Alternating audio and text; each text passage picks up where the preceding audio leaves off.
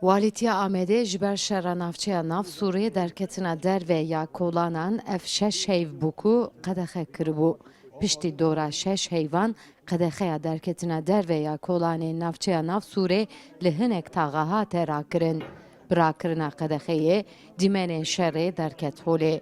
Xanî û ciyê dîrokî li ciyê xwe nemabûn. Welatiyên Amedê li hemberî dîmenên hissên xwe bi ênartî re parve kirin. Li gor welatiyan dewleta Tirkiye bi tank û topên xwe li navçeya nav Sûrê qetlamekî dijwar li ser xelkê meşandiye. Şerkî pir mezin bû li vira heval yani li vira heval tenê nemirin em hemû mirin. Li vira kuştinin ji her derî bîn dide.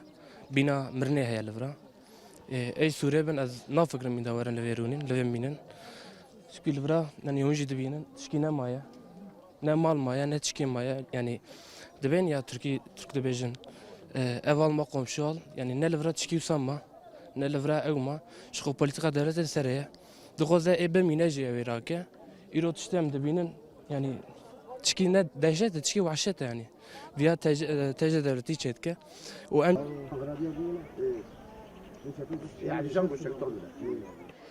Li gor welatiyan li kolanên navçeya nav Sûrê bêhna miriyan tê.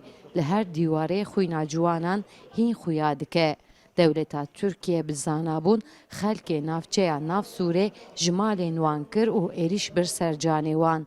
Xwest ku him dîroka Kurda talan bike him jî çavê wan bitirsîne. Lê welatî dibêjin divê gelê Kurd piştî vê wehşetê xwedî li hev dû derkevin. Ben beji kimsan geri at kedi ki. Tam geri at kedi ki mücadele fakir. Tekoşin afada.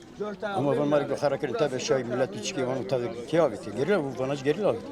Geri ne abi? Ben tabi devlet abi. İcel göre vi abi. Ami vi jraja millet xot kin gerek disa seriye kahvin.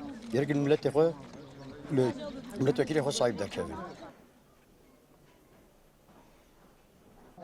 قش فقير فقراء تخاف فقير فقراء يسوي محلات يا شام الشباب والله زاني دولة زاني إن شاء الله خدي قش خاني لفقير فقراء باشامش که خلق قبل زنگین insanlar atine vera mala zengin ne atine vera kabul nak mesela zengin vera çibike vera kış emeye. Piştî şera nav Sûrê qedexeya derketina derve li hinek taxa hate rakirin lê piştî qedexe em dikarin bêjin ku dîmenê ku derket holê dide xuya kirin ku ev şera ku li nav Sûrê çi qas dijwar bûye. Xanî li ciyê xwe nemane hemî hilweşiyane. Sevda Kaplan, NRT, Amed.